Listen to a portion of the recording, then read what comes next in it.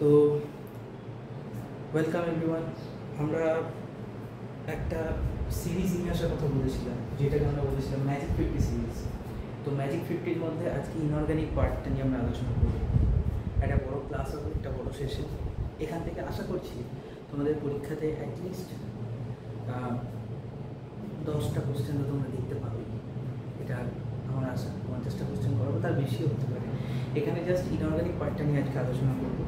Magic 50 question series, দেখো লেখাই আছে এখানে ইনঅর্গানিক কেমিস্ট্রি। তোমাদের নিটের জন্য এবং WPG যারা দেবে তাদের জন্য, বেসিক্যালি নিটের জন্য ধরে রাখতে পারো, কারণ নিটের জন্য এগুলো বেশি ইম্পর্ট্যান্ট। তো এটা ইনঅর্গানিকের পরে আমরা একদিন নিয়ে আসবো ফিজিক্যাল কেমিস্ট্রি, তারপর আমরা নিয়ে আসবো একদিন অর্গানিক কেমিস্ট্রি। টোটাল সেশন নিয়ে আসবো, 3টে সেশন হবে। আজ একটা হয়েছে, বাকি দুটো পরে হবে। তো দেরি না করে আজকে ক্লাসটা আমরা শুরু করে দেবো। সকলে প্রথম থেকে ক্লাসের মধ্যে থাকবে এবং পুরো ক্লাসটা দেখবে, কোথাও স্কিপ করবো না, তাহলে বুঝতে অসুবিধা হবে। চলো স্টার্ট করা যাক।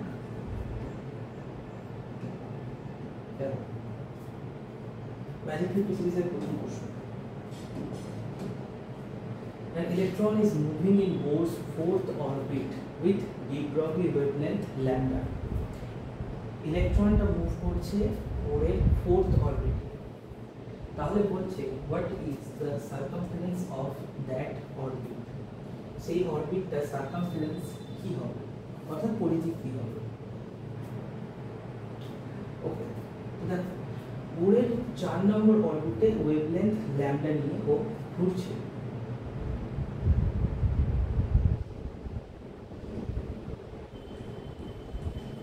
de Broglie wavelength এর ফর্মুলা আমরা কি লিখি, lambda equals to h by m। এটা আমরা সকলে লিখি। এবার 4 নম্বর অরবিটে বসে আছে। এক মিনিট সাউন্ডের প্রবলেম আছে। ওকে, এবার আশা করি শোনা যাবে। এবার দেখো বোরের ফোর্থ অরবিটে de Broglie wavelength বলে দিয়েছে ল্যাম্ডা, তার মানে lambda equals to h by m। এর পাশাপাশি আমরা বোরের যে ফর্মুলা ছিল সেই ফর্মুলা থেকে জানি mvr equals to n into h by 2π। এখানে n ছিল নাম্বার অফ অরবিট, কত নম্বর অরবিট। এখান থেকে আমরা rটা বের করব, সরি r বের করব।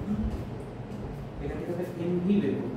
mv এর ভ্যালু mv equals to আসবে h into n by 2π r। এবার আমরা এই প্রথম ইকুয়েশনের মধ্যে mv ভ্যালুটাকে পুট করে দেব। তাহলে ল্যাম্ডা ইকুয়ালস টু আসবে h by n into h by 2π r, that equals to 2π r into h by n h কেটে যাচ্ছে, that equals to 2π r by n।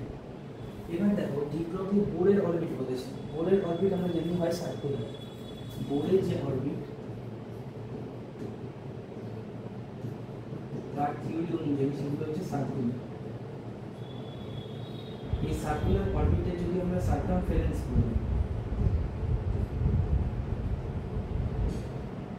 that equals to আমরা জানি that is 2π r। তাহলে এখানে যদি basically 2π r বের করতে হবে, তাহলে আমরা বলতে পারি 2π r equals to n lambda। এবার n হচ্ছে নাম্বার অফ অরবিট, বলে দিয়েছি কত orbit, fourth orbit, so that equals to 4 lambda। তার মানে answer will be option number C. আমরা খুব ইজিলি সলভ করে ফেললাম। দেখো কোনো রকম কোনো খাটনি নেই, জাস্ট দুটো ইকুয়েশনকে ইকুয়েট করলাম, দুটো রিলেশনকে, তারপর ওখান থেকে ল্যাম্ডা ভ্যালু বের করলাম। ল্যাম্ডা করে নিয়ে just 2π r equals to n lambda ফর্মুলায় বসিয়ে দিলাম। এছাড়াও তোমাদের এটা ডাইরেক্টলি মনে রাখা যেতে পারে। এটা হচ্ছে ধরে নাও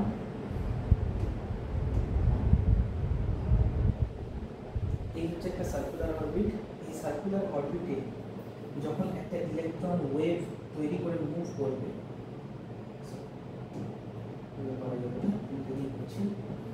যখন একটা ইলেকট্রন ওয়েভ তৈরি করে মুভ করবে,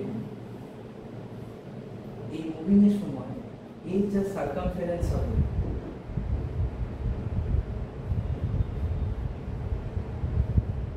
that is equal to 2πr that equals to always n lambda, এটা according to de Broglie wavelength rule. According to de Broglie wavelength rule কি হয়, যেহেতু সেন্টারে আছে বাইরে অরবিট, তাতে যে ইলেকট্রনগুলো ঘুরছে তাদের যে সার্কামফারেন্স, পুরোটা যে একটা অরবিটের যে circumference, that is always equal to n lambda. N হচ্ছে নাম্বার অফ অরবিট, সে যে অরবিটই থাকুক। এটা ফর্মুলার মতো করে তোমরা মুখস্থ করে দেবে। আমার ধারণা এরকম প্রশ্ন তোমাদের পরীক্ষাতে আসতে পারে, ফোর্থ না দিয়ে থার্ড দিতে পারে, সেকেন্ড দিতে পারে, যে কোনো অরবিট দিতে পারে। চলো next question. If wavelength of first line of Balmer series is 6500 angstrom, then wavelength of second line.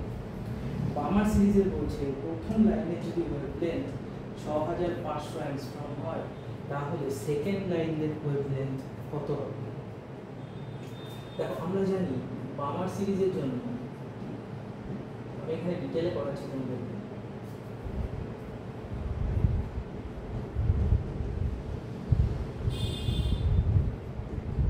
এর ভ্যালু হচ্ছে 2। ওকে, এবার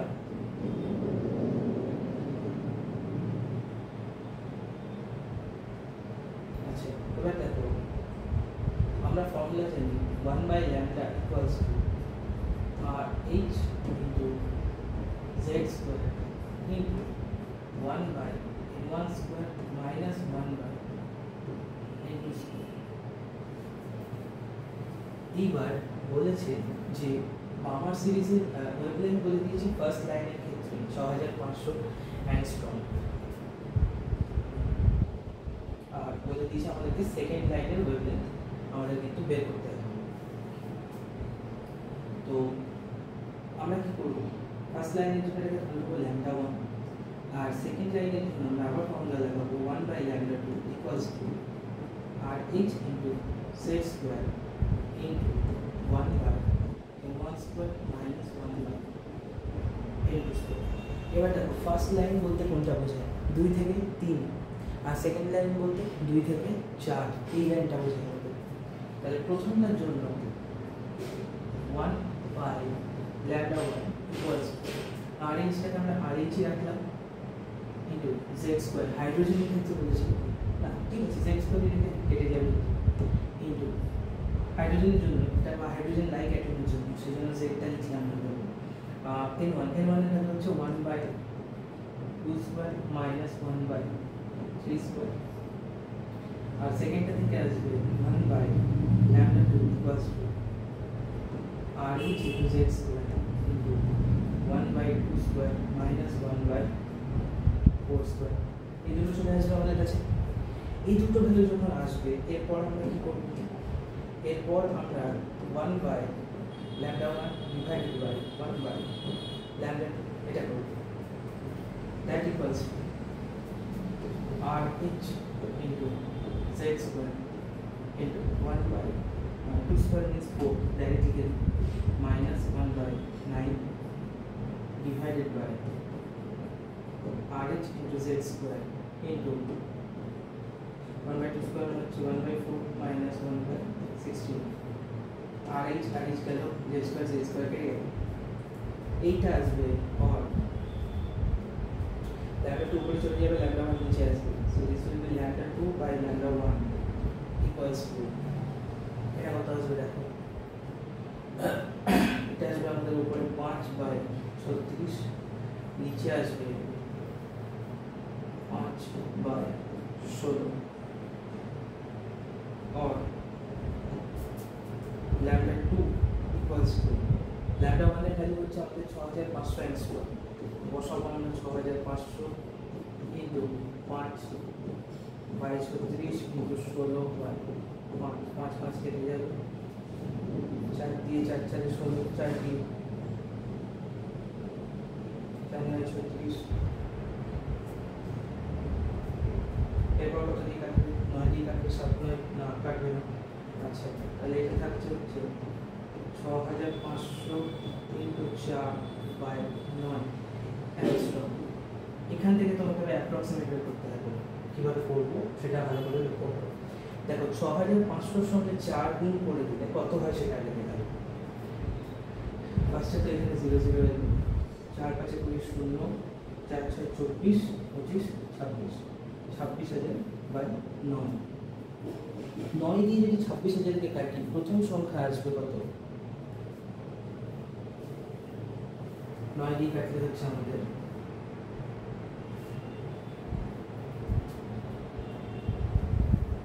আচ্ছা 26,000 না, তুমি একটা কাজ করো, এখানে 26/9 ইন্টু 1000 করবে, তাহলে কত আসছে? 3 9 27 হচ্ছে।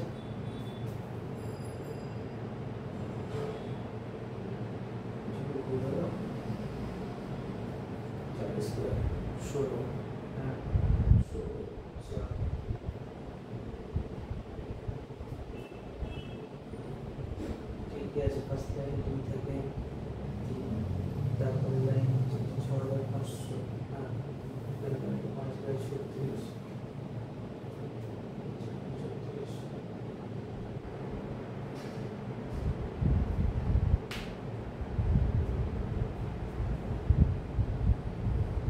হ্যালো, শোনা যাচ্ছে? সকলে ক্লিয়ার হচ্ছে?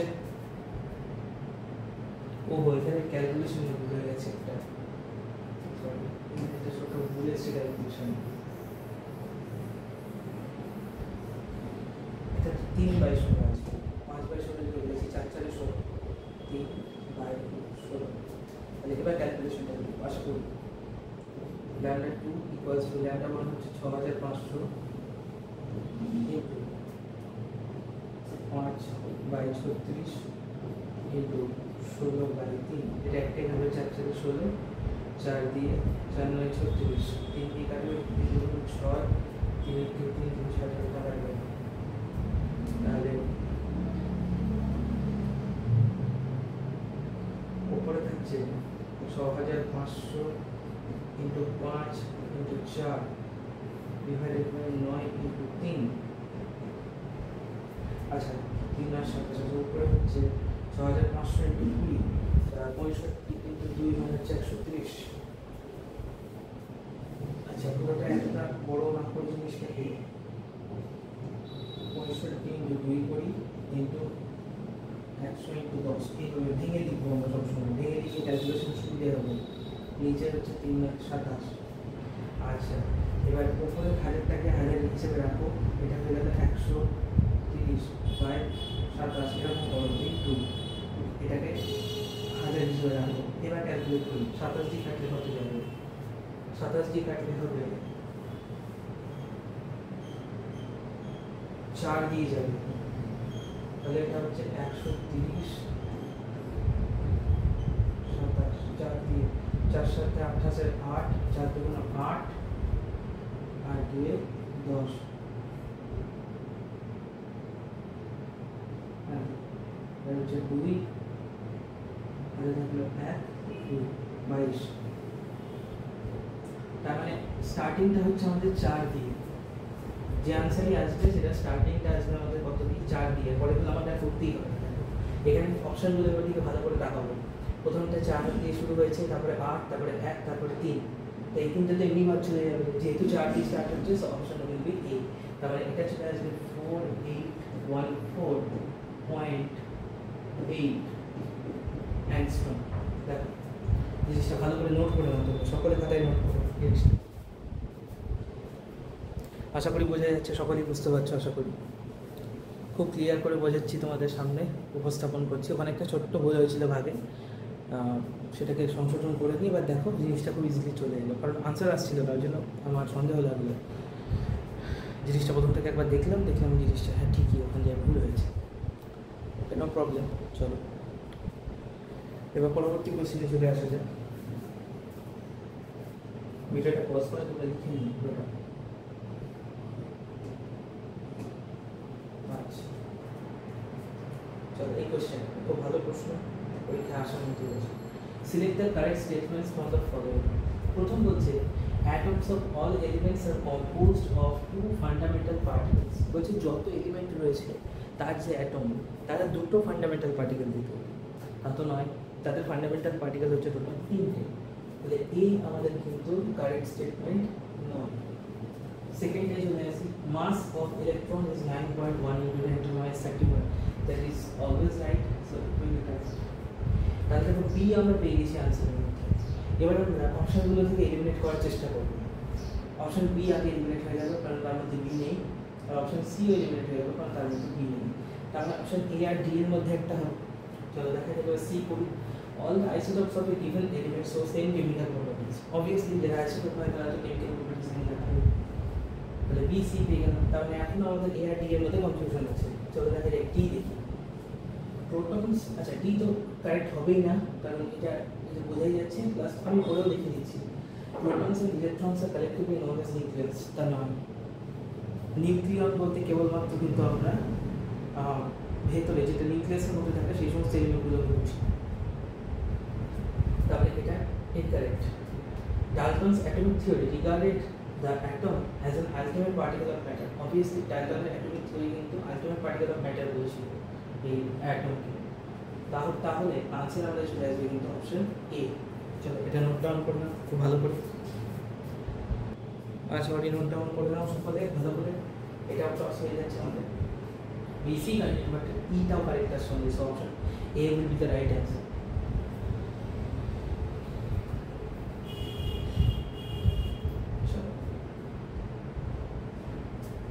Next, how many electrons can fit in the orbital for which n equals to 3 and l equals to 1? দারুণ প্রশ্ন।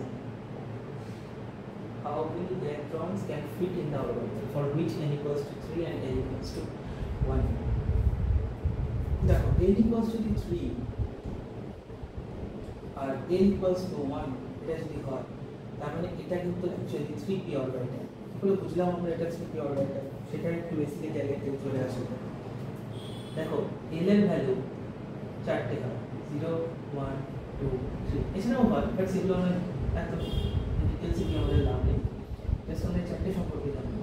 এটা মানে হচ্ছে s অরবিটাল, 1 মানে p, এটা মানে d এবং এটা মানে হচ্ছে f। এটাকে আমরা বলি কি অ্যাজিমুথাল কোয়ান্টাম নাম্বার। একে আমরা বলে থাকি কিন্তু অ্যাজিমুথাল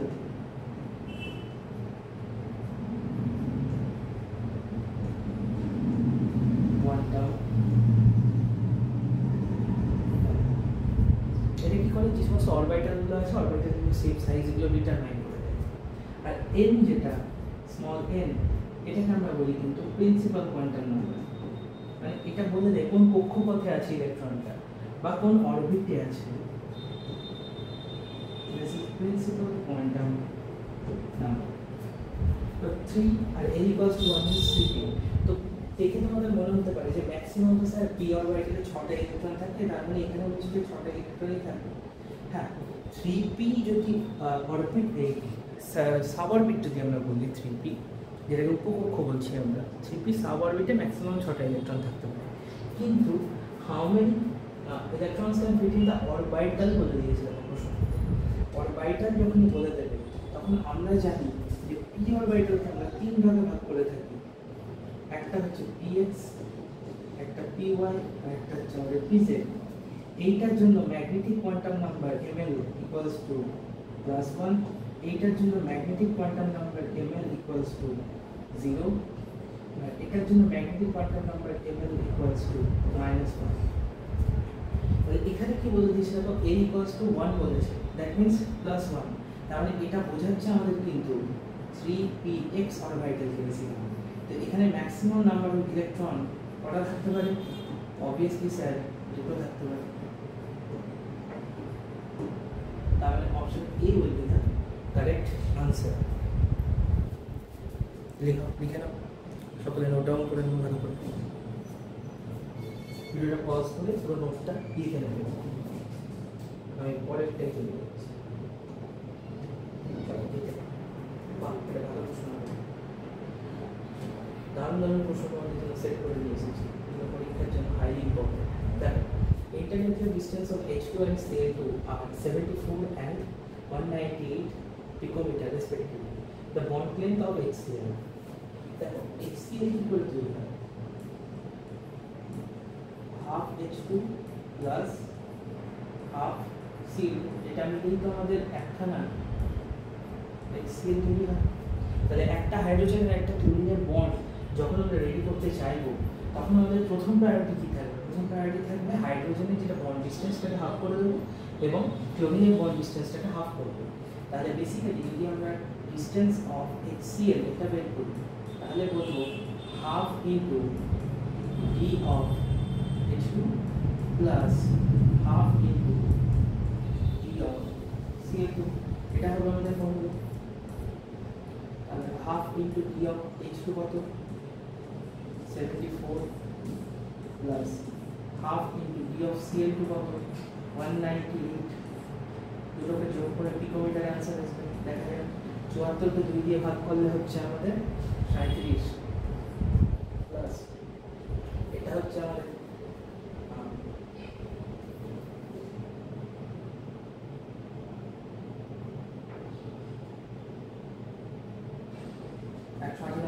কত হচ্ছে 9 2 18, 9 2 18 99, 99 আর 37 যোগ করে কত হয় 9 সাথে হচ্ছে 16 6 আর হাতে থাকলো 1 9 10 12 13 136 পিকোমিটার। এর आंसर দেখো দেওয়া আছে option number C. So that will be the correct answer. So দুখানা যদি তোমাদের কাছে মলিকিউল দিয়ে দেয়, হোমোনিউক্লিয়ার মলিকিউল, অবভিয়াসলি হোমোনিউক্লিয়ার যদি দেয়, সেই দুটোকে যোগ করে যদি আমরা দেখি যে একটা মলিকিউল ফর্ম হচ্ছে সেটা ডিস্টেন্স জানতে চাইছি, তাহলে আমরা কিন্তু সেই দুটো মলিকিউলের হাফ অফ ডিস্টেন্স বের করে নিয়ে সেটাকে যোগ করে দিতে পারবো, তাহলে কিন্তু আমাদের কাজ কমপ্লিট হয়ে যাবে।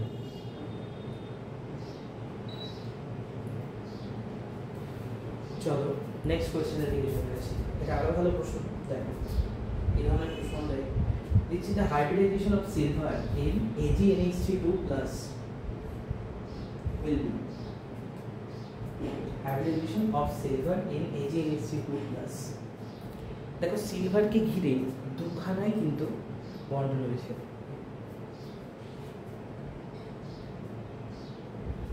অ্যাকচুয়ালি এইটা যে হাইব্রিডাইজেশন হবে that will be sp2। এটা কিন্তু স্পেসিফিক তোমরা একটু মাথায় রেখে চলবে। AgNH2 প্লাস এই কম্পাউন্ডটার হাইব্রিডাইজেশন সবসময় sp2 হয়। কেন হয় সেটা তোমাদের বলছি। দেখো সিলভারের ইলেকট্রনিক কনফিগারেশন কি?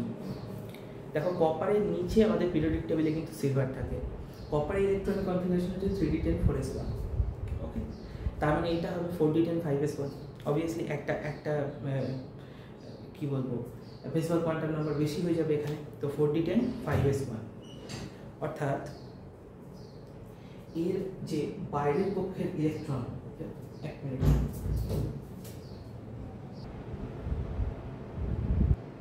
তো দেখো এটার হাইব্রিডাইজেশন sp2 নয়, এটার হাইব্রিডাইজেশন হবে আমাদের sp। তো sp কেন হবে সেটার বিষয়টা যেটা বলছিলাম, যে আমরা কপারের নিচে সিলভারকে রাখি সবসময়। তো সিলভারের যেটা ইলেকট্রনিক কনফিগারেশন, নর্মাল সিলভারের লাস্টের অরবিটালে, এটা হচ্ছে আমাদের 4d10 5s1। এখান থেকে যদি আমরা সিলভার প্লাস করি, কারণ AgNH3 প্লাস যেটা সেখানে সিলভার প্লাস 1 অক্সিডেশন স্টেটে রয়েছে, তার মানে this will be 4d10 only, আর তার সঙ্গে 5s0, পরের অরবিটাল 5p0 থাকবে। এই অবস্থায় এটা 6 না, এটা 0 5p0। তো এই অবস্থাতে যদি আমরা একটা বক্স ডায়াগ্রাম তৈরি করি, তাহলে দেখো এটা হচ্ছে 4d10, 10টা হয়ে গেল, this is 4d orbital, 5s 0 তে আছে আর 5p ও আছে আমাদের কাছে 0 তে। এবার দেখো দুখানা NH3 এর সঙ্গে বন্ড তৈরি করবে। তো দুটো NH3 যখন একে বন্ড তৈরিতে সাহায্য করবে, তখন তারা একজোড়া করে ইলেকট্রন তাকে দান করবে, ডোনেট করবে। তাহলে এখান থেকে একটা NH3 এবং এখান থেকে আরেকটা NH3, তারা ইলেকট্রন পেয়ার কিন্তু ডোনেট করবে, ক্রস দিয়ে দেখালাম এটা। তো এগুলো হয়ে যাবে আমাদের একটা কোঅর্ডিনেট কোভ্যালেন্ট সিগমা বন্ড হিসেবে ক্যালকুলেট করব, যার জন্য এই AgNH3 প্লাস যেটা, তার স্ট্রাকচারটা অনেকটা এরকম হবে।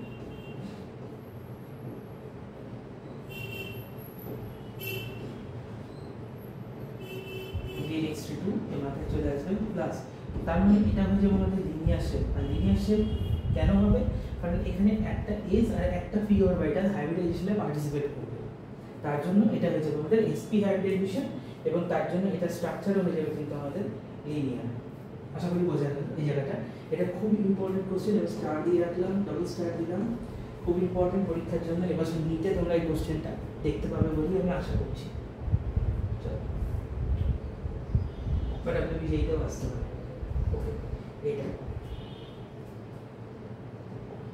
দেখো বলছে the sequence of bond order, sequence of bond order আমাদেরকে বলতে হবে। এখানে তিনটে দিয়েছে, একটা হচ্ছে আমাদের O2, একটা দিচ্ছে আমাদের O2 প্লাস, আর একটা দিচ্ছে আমাদের O2 মাইনাস। এইটার জন্য আমি একটা শর্ট ট্রিক তোমাদেরকে বলে রাখি। এমনি জেনারেলি দেখো অক্সিজেন যদি আমরা বলি O2, আমরা যদি O ডাবল বন্ড O থাকে, তার জন্য আমরা যদি বন্ড অর্ডার এখানে বলি that will B 2 always. O double bond O আছে, double bond means bond order 2। বাকিগুলো আমরা কী করে বুঝতে পারবো? দেখো যত আমাদের পজিটিভ চার্জ বাড়বে, যত আমাদের পজিটিভ চার্জ বাড়বে, তত আমরা দেখতে পাবো কিন্তু বন্ড অর্ডারও বাড়ছে। ঠিক আছে, with increase of positive charge আমরা বন্ড অর্ডার দেখতে পাবো। তোমরা যদি চাও আমি টোটাল 3টে বন্ড অর্ডারই তোমাদের সামনে লিখে দিতে পারি। আমি ডেটাটা দেখে নিচ্ছি, ডেটাটা দেখে তোমাদেরকে বলে দিচ্ছি।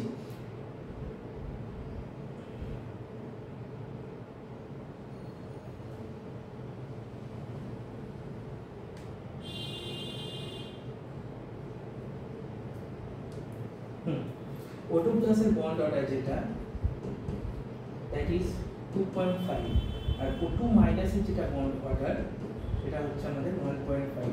অর্থাৎ যদি আমরা এখানে একটা শর্ট ট্রিক আমি তোমাদেরকে লিখে দিচ্ছি মনে রাখার জন্য, সেটা হচ্ছে বন্ড অর্ডার ইনক্রিজ করবে। কখন ইনক্রিজ করবে? যখন পজিটিভ চার্জ ইনক্রিজ করবে। বন্ড অর্ডার তখন ইনক্রিজ করবে যখন পজিটিভ চার্জ ইনক্রিজ করবে। এখানে 1 ইউনিট পজিটিভ চার্জ বেড়ে যাওয়া এর মানে হচ্ছে 0.5 ইউনিট বন্ড অর্ডার ইনক্রিজ করা। এটা মুখস্থ রেখো। 1 ইউনিট পজিটিভ চার্জ বেড়ে যাওয়া তার মানে হচ্ছে বন্ড অর্ডার 0.5 ইউনিট ইনক্রিজ করবে। সিমিলারলি 1 ইউনিট যদি নেগেটিভ চার্জ ইনক্রিজ করে, নিউমেরিক্যাল ভ্যালুতে যদি 1 ইউনিট নেগেটিভ চার্জ ইনক্রিজ করে, তাহলে 0.5 ইউনিট বন্ড অর্ডার ডিক্রিজ করে যাবে। ওই জন্য যদি এখানে আমার আরেকটা থাকতো O2 2 মাইনাস, তাহলে এটার বন্ড অর্ডার হয়ে যেত কিন্তু 1, দ্যাট উইল বি 1। তো যত প্লাস বাড়তে থাকবো তত 0.5 করে বাড়তে থাকবে, আর যত মাইনাস বাড়তে থাকবো তত কি হবে 0.5 করে কমতে থাকবে। যার জন্য এখানে অর্ডার যেটা দেখো O2 প্লাসের সবচেয়ে বেশি। সো O2 প্লাস কোথায় সব অর্ডারে আছে? দেখো সি তে রয়েছে আর এ তে রয়েছে, তাহলে বি ক্যান্সেল হয়ে গেল, বি ক্যান্সেল হয়ে গেল। তারপর কার বন্ড অর্ডার বেশি? O2 প্লাসের পরে O2 রয়েছে সি তে, তার মানে এও ক্যান্সেল হয়ে গেল। So option C will be the correct answer. This is the short trick. This is a short trick. So next question চলে আসি।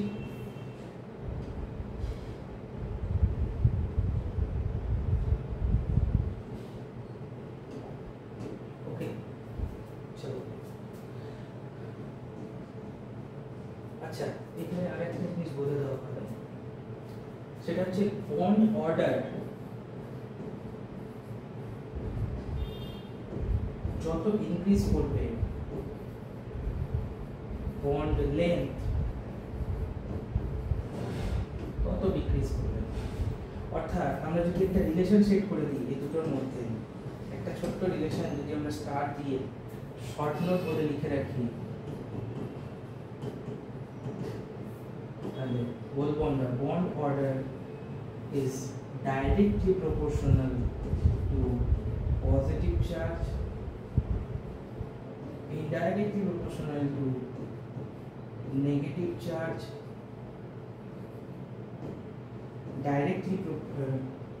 indirectly proportional to bond length,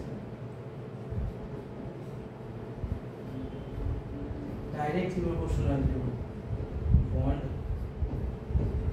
strength, এইটুকু মনে রাখতে হবে। বন্ড অর্ডার পজিটিভ চার্জের সঙ্গে বাড়বে, নেগেটিভ চার্জের সঙ্গে কমবে। বন্ড লেন্থ বন্ড অর্ডারের সঙ্গে ইনডাইরেক্টলি প্রপোর্শনাল, অর্থাৎ বন্ড অর্ডার বাড়লে ওই বন্ড লেন্থ কমে যাবে, কিন্তু বন্ড অর্ডার বাড়লে বন্ড স্ট্রেংথ কিন্তু বাড়বে একটা নেই। আচ্ছা, এটা পুরো তোমরা নোট করে নাও, ভালো করে নোট করে নাও। চলো এবার আমরা পরের প্রশ্নে চলে যাই, যেটা আমরা পূর্ব বলছিলাম।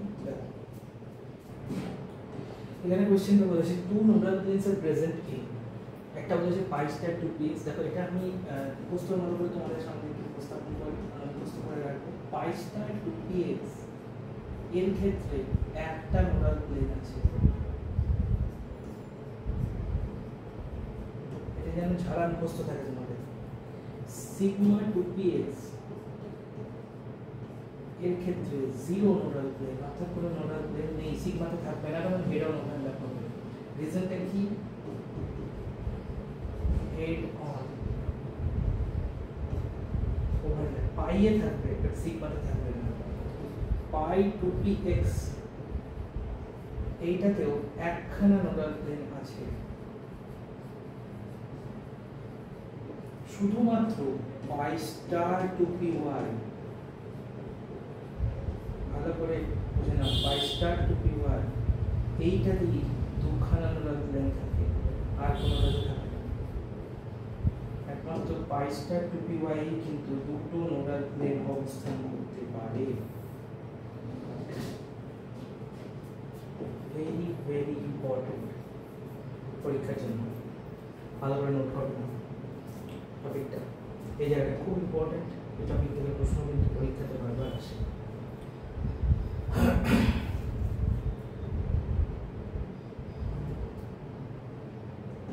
নেক্সট, এবার কোয়েশ্চেনে বলতে এবার আমরা কিছু সিলেক্টেড অর্গানিক মলিকিউলস নিয়ে কাজ করব, যেগুলো পরীক্ষার জন্য খুব ইম্পর্টেন্ট। কয়েকটা সিলেক্টেড অর্গানিক মলিকিউল, তাদের ফিচারগুলো আমরা জানি। তার আগে আমি একটা জিনিস তোমাদের শিখিয়ে নেব, সেটাকে আমরা বলছি হাইব্রিডাইজেশন। হাইব্রিডাইজেশন ক্যালকুলেশন শিখব আমরা।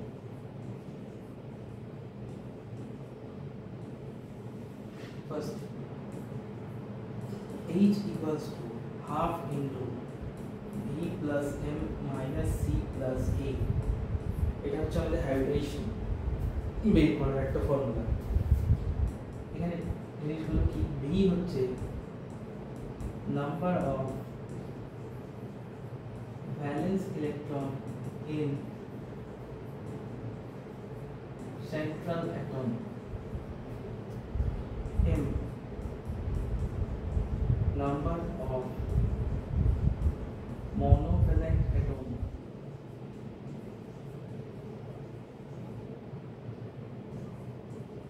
surrounding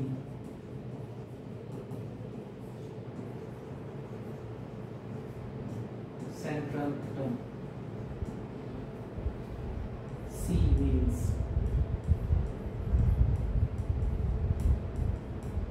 cationic charge, and A means anionic charge. এই ফর্মুলাটা দিয়ে আমরা maximum number of molecules chemical কনজুগেটের মধ্যে তার কিন্তু আমরা হাইব্রিডেশন বের করতে পারবো। এবার আমরা হাইব্রিডেশনগুলো শিখবো, কিভাবে বের করবো। দেখো, প্রথম হচ্ছে ব্যালেন্স সেন্ট্রাল অ্যাটম, যেটা সেন্ট্রাল অ্যাটম থাকবে তার লাস্টের কক্ষপথে কটা ইলেকট্রন রয়েছে সেটা এগুলো আমরা জানি। এম নাম্বার অফ মোনোভ্যালেন্ট অ্যাটমস, একজোটি পরমাণুর সংখ্যা, যে সেন্ট্রাল অ্যাটমটাকে ঘিরে যতগুলো পরমাণু থাকবে সেটা। আর ক্যাটায়নিক চার্জ, অ্যানায়নিক চার্জ সম্পর্কে আমরা জানি। প্রথম যে এক্সাম্পলটা দেখবো 1 নাম্বার, দ্যাট ইজ NH3, খুব ইম্পর্টেন্ট মলিকিউল পরীক্ষার জন্য।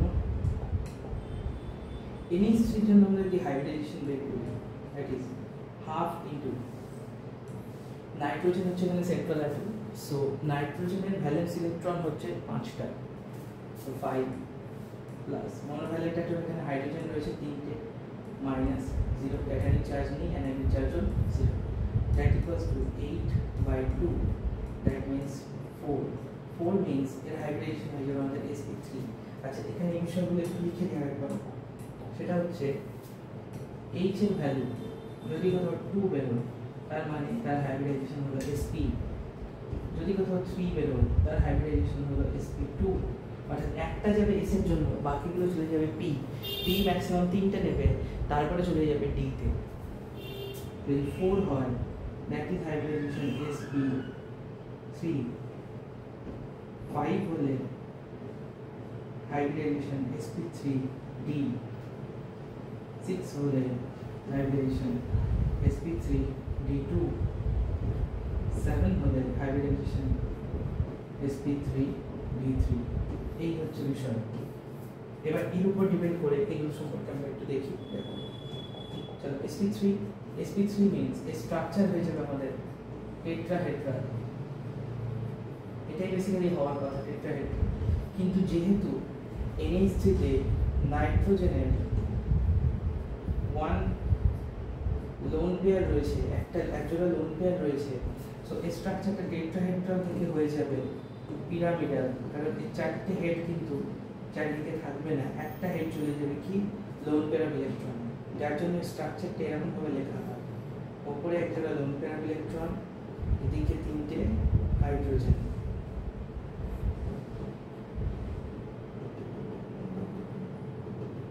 This is the structure.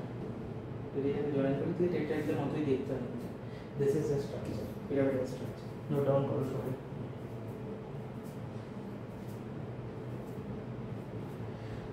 চলো পজ করে নোট ডাউন করলে নেক্সট আর একটা মলিকিউলের দিকে চলে আসি।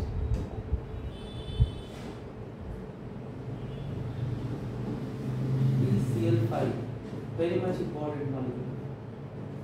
First of all, the hydration will go half into phosphorus এর ভ্যালেন্স সেল, phosphorus টোটাল 15টা, that means 2 8 5, 5টা হচ্ছে the valence cell electron plus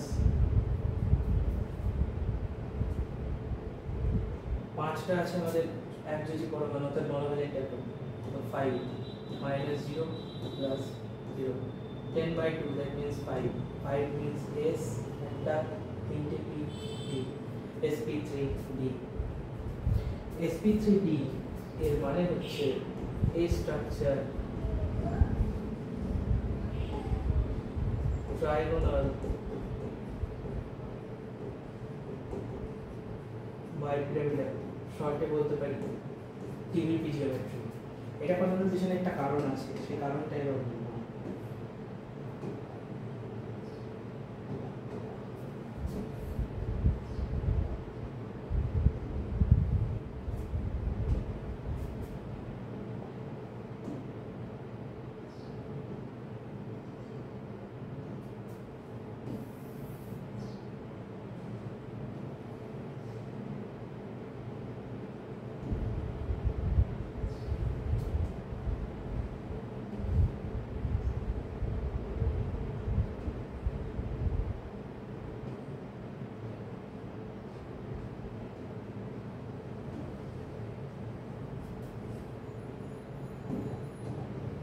এখানে ফসফরাস,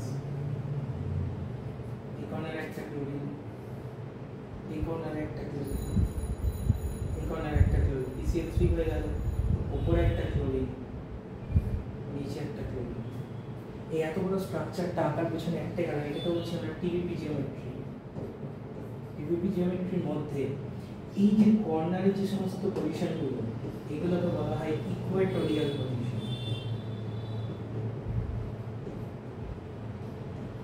শর্টে ইকিউ বলে দিতে পারি। আর উপরের পজিশনগুলোকে বলা হয় অ্যাক্সিয়াল পজিশন, শর্টে এক্স বলে দিতে পারি। দেখা যায় এই যে axial bond length, axial bond length, কোন bond length? P single bond Cl is greater than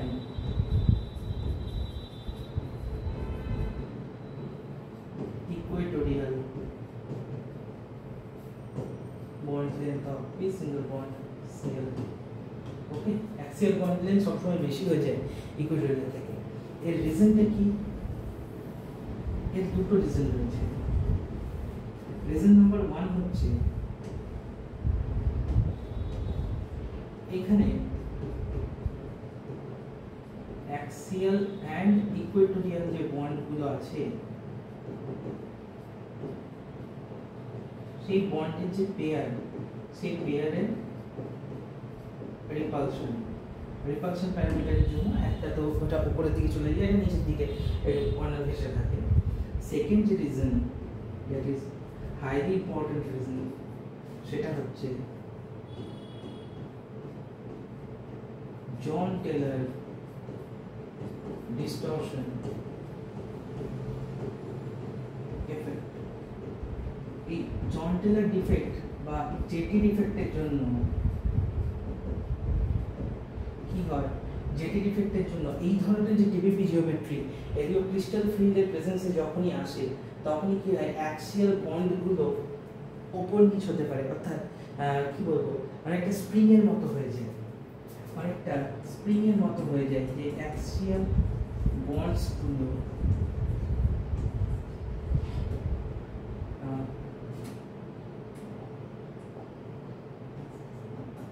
like spring এর মতো হয়ে যায়, যার জন্য বন্ড লেন্থটা কি হয়ে যায়, খুব সঙ্গে সঙ্গে ওপরে উঠে যায়। অর্থাৎ ওই সেই রিপালশন প্যারামিটারই বিষয়টা দাঁড়াচ্ছে যে জেটি ডিস্টরশনের জন্য কি হচ্ছে, এটা প্রেজেন্স কিসের প্রেজেন্সে হচ্ছে, জেটি এফেক্টটা ক্রিস্টাল ফিল্ডের প্রেজেন্সে, মানে কোনো রকম ম্যাগনেটিক ফিল্ডের প্রেজেন্সে, ক্রিস্টাল ফিল্ডের প্রেজেন্সে অ্যাক্সিয়াল বন্ডসগুলো স্প্রিং এর মতো হয়ে যায়, দিয়ে ওপরের দিকে উঠতে শুরু করে, ওপরের দিকে উঠে যায়, যার জন্য কি হয়, তাদের মধ্যে ডিসটেন্স অনেকটা বেশি হয়ে যায়, রিপালশন থাকবে না, যার জন্য স্টেবিলিটি কিন্তু বেড়ে যায়। তো এটা খুব ইম্পর্টেন্ট, PCL 5 এর মধ্যে এই কোয়েশ্চেনটা কিন্তু আসে এবং এবছরের জন্য খুব ইম্পর্টেন্ট। চলো আরেকটা দুটো দেখবো, বেশি না, একটা দুটো দেখবো এখান থেকে। 3 নাম্বার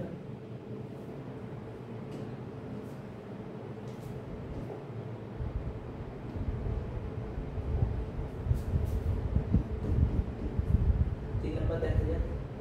3 নাম্বার দেখবো হচ্ছে আমরা CL, আচ্ছা CL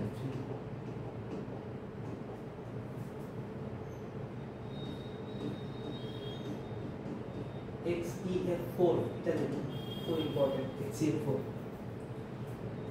এ দেখো যদি হাইব্রিডাইজেশন বের করি আমরা, সেরনের লাস্টের পক্ষে এটা নোবেল গ্যাস, তো 8টা ইলেকট্রন থাকবে নোবেল গ্যাসের ক্ষেত্রে, প্লাস 4টে monovalent atom, -0 plus 12/2, that means 6 means একটা S, 3টে B, 4টে হয়ে গেল, দুটো D, sp3d2। অর্থাৎ এই স্ট্রাকচার হওয়ার কথা ছিল আমাদের অক্টাহেড্রাল, বাট অক্টাহেড্রাল না হয়ে যেহেতু 4টে আছে, এইটা স্ট্রাকচার হয়ে যায় আমাদের কিন্তু স্কোয়ার প্ল্যানার।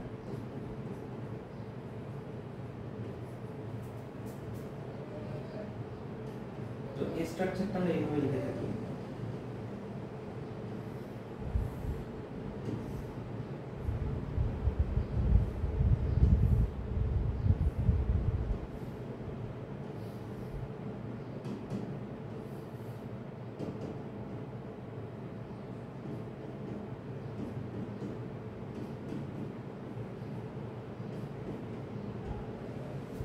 এটা হচ্ছে XeF4, এটা স্কোয়ার প্ল্যানার স্ট্রাকচার ফর্ম করে থাকে। লাস্ট আরেকটা एग्जांपल আমরা দেখব ইম্পর্টেন্ট, সেটা হচ্ছে দেখে করা ClF3। আচ্ছা ClF3 আমি যেটা পড়াবো সেটা হচ্ছে SF4 টা বেটা, ClF3 একটা পরে কোশ্চেনে আসবে তখন।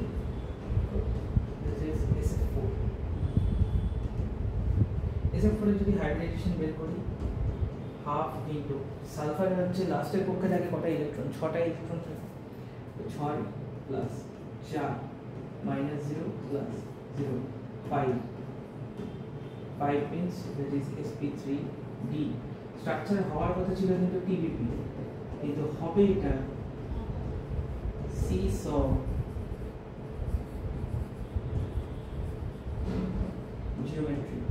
geometry to avoid all the electronic repulsions। তো এই স্ট্রাকচারটা এরকম হবে।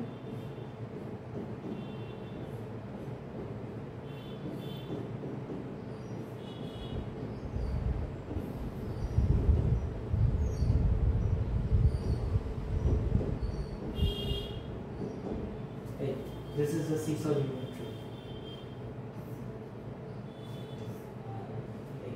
পুরোটা নোট ডাউন করে দাও তোমরা, আশা করি ক্লিয়ার হচ্ছে সকলের সমস্ত বিষয়গুলো।